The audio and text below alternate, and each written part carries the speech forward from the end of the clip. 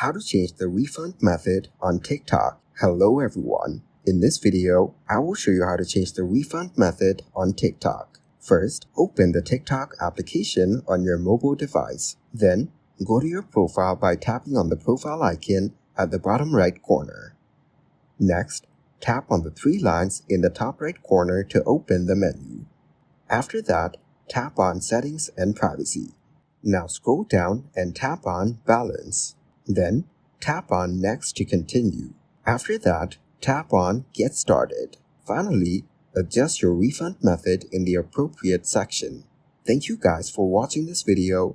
Hope you got some value. Make sure to like the video and subscribe to the channel to get notified of new videos. See you in the next one.